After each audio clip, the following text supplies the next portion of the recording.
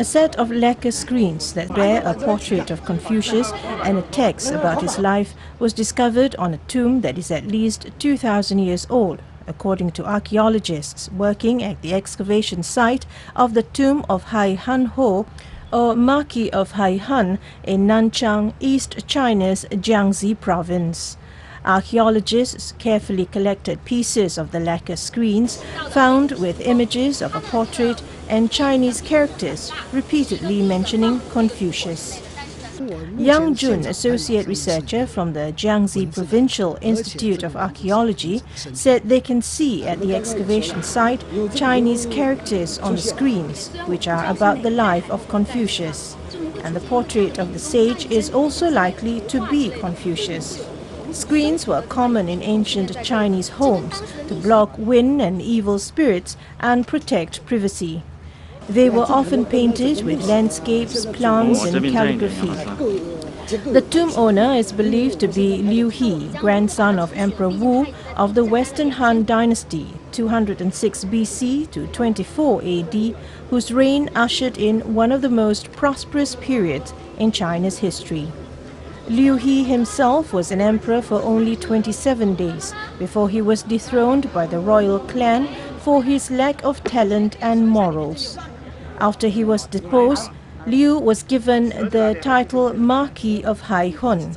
Hai-Han is the ancient name of a very small kingdom in the north of Jiangxi province. The discovery of the Confucius portrait in the tomb indicates Confucius' teachings were prevalent among the ruling class in the Western Han Dynasty. The Han Dynasty upheld Confucianism as its sole doctrine. The practice was initiated during the rule of Emperor Wu. Liu He was a grandson of Emperor Wu, so a Confucius portrait and his biography is in accordance with the then social background, said Yang. The screens can tell us the hierarchical status of the tomb owner. The Marquis of Hai-Han cemetery covers roughly 40,000 square meters and contains 8 tombs and a chariot burial site. It is the most complete Western Han cemetery ever discovered in China. Archaeologists have so far unearthed more than 10,000 relic pieces from the tombs, including chariots, bronze cooking utensils, wine vessels, lamps, wooden and bamboo slips, and ancient coins. Asia's largest underground railway station opened last Wednesday in the southern Chinese city of Shenzhen. The Fuji high-speed railway station in downtown Shenzhen, Guangdong province, covers a total area of 147,000 square meters, or about the size of 21 football fields. Its 3 underground floors have a seating capacity of 3,000, according to the Guangzhou Railway Corporation, which operates the station.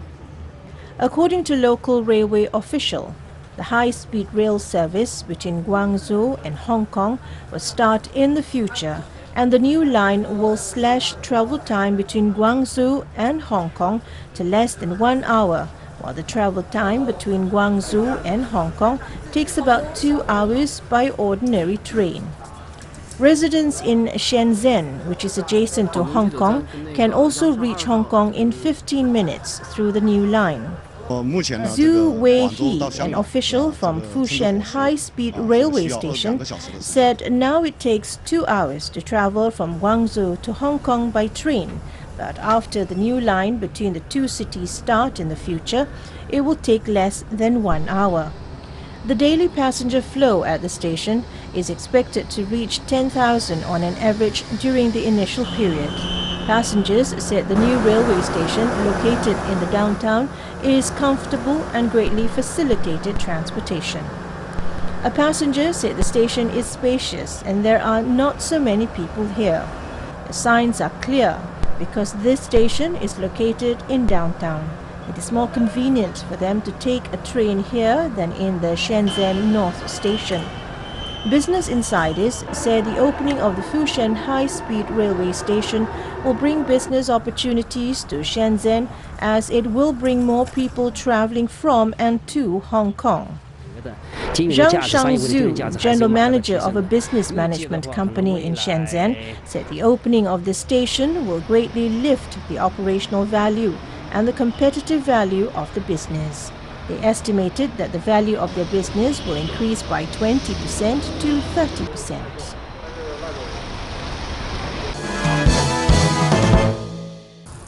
Early risers gathered in Yamanashi Prefecture recently to see the sun appear from behind Mount Fuji.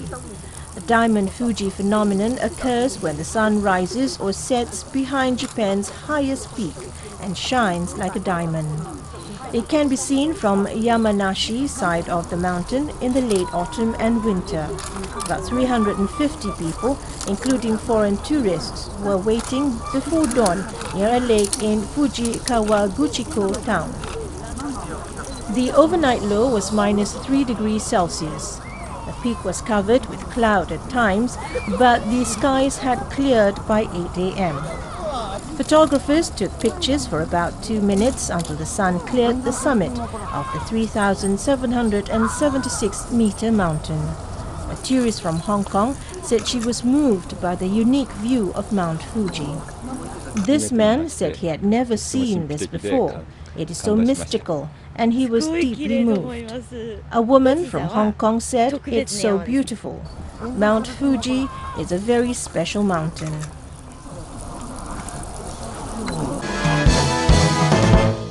Japanese art restorers have found ink drawings underneath a 12th century illustrated scroll that is designated as a national treasure. The Genji Monogatari Imaki, or Tale of Genji scroll, has scenes from the classic work of Japanese literature. The Tale of Genji was written in the early 11th century by noblewoman and lady-in-waiting Murasaki Shikibu. Tokugawa Art Museum in Nagoya City owns 3 of the 4 scrolls. Experts at the museum have been restoring the paintings. They used infrared rays to carry out a detailed examination of the scrolls and found multiple ink drawings underneath the paintings. One of the illustrations shows Hikaru Genji, the son of an ancient Japanese emperor, holding a baby that his wife Ona-san no Miya bore as a result of adultery. The baby Kaoru is wrapped in swaddling clothes and his hands are not seen. But the underdrawing of the scene depicts Kaoru extending his arms toward Genji. Genji knows his wife had an affair and Kaoru is not his child. It is thought that the baby's smile reminded Genji of his own act of adultery with his stepmother Fujitsubo. Experts say the painters wanted to express Genji's pain more deeply and changed the underwriting. Hideki Yotsuji of the Tokugawa Art Museum says the scroll is believed to have been produced by groups of painters, but the process of its creation is not fully understood. He says a comparison of the underwritings with the painted images shows that the artists tried to be faithful to the mood of the original story instead of just illustrating scenes from it.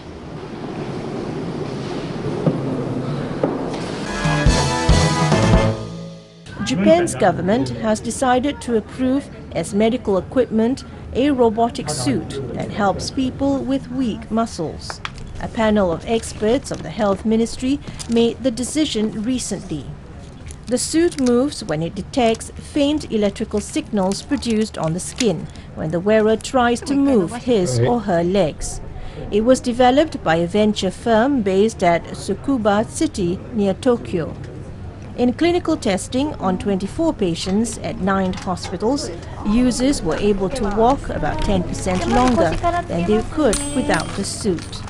Experts said repeated use of the device would improve walking capabilities of people with difficult diseases. The suit is to be approved for people with 8 diseases, including muscular dystrophy and amyotrophic lateral sclerosis or ALS. The ministry plans to examine the suit's performance for 5 years to confirm its safety and effectiveness.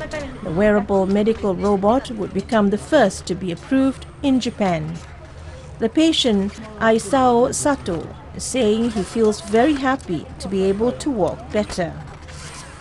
He is looking forward to going out and seeing dandelions and violets by a stream in the spring.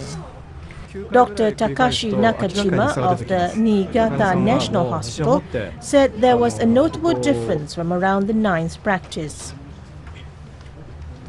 The director of the Japan Association for the Advancement of Medical Equipment, Makoto Kikuchi, said diseases that are untreatable with medicines can be assisted by such technology. The device will have a large impact on medical treatment. It is significant that Japan has state-of-the-art technology which has been applied to medical treatment.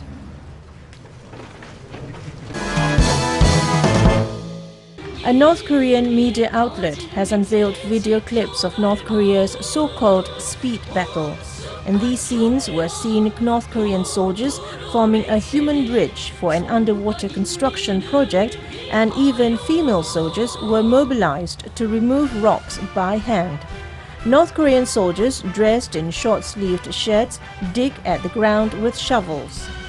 They carry the dirt across a bridge to the opposite side.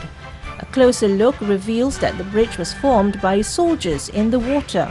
Standing against gushing waterfalls, workers drive logs through a wall. Hammers strike terrifyingly close to the hands of soldiers holding nails. Nearby, a woman in military uniform moves a huge rock with her bare hands. Analysts say that these video images, intensively aired by North Korean media during the New Year's holiday season, are aimed at fully mobilizing civilian workforces ahead of the 7th Communist Party Congress scheduled for May this year. According to North Korean documentary film, Korean speed must be created in construction. The People's Army must fill up a sea or move a mountain if the Supreme Commander orders it. North Korean authorities are calling for speedy progress, presenting detailed goals of completing construction on the No. 3 Mount Baekdu power plant and a waterway in Hwanghae province before the party congress in May.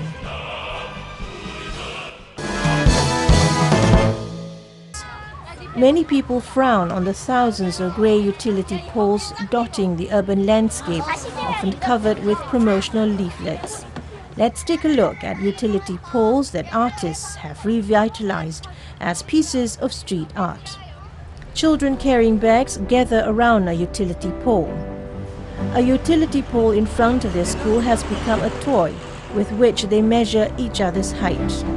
From paintings of animals with playful expressions to nostalgic scenes of Seoul in the past, and to designs inspired by Hangul, the Korean alphabet. This university neighborhood, once littered with illegal promotional leaflets, has been cleaned up and transformed since the utility poles were painted. The street is now decorated with some 90 artworks, ranging from Oriental and Western paintings to designs and photographs.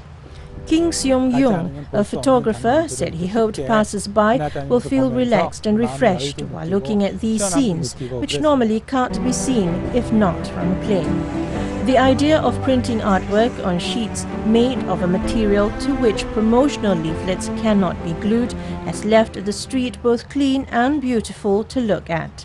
The Jongno District Office plans to expand the street gallery project, starting with areas made messy by illegal promotional leaflets.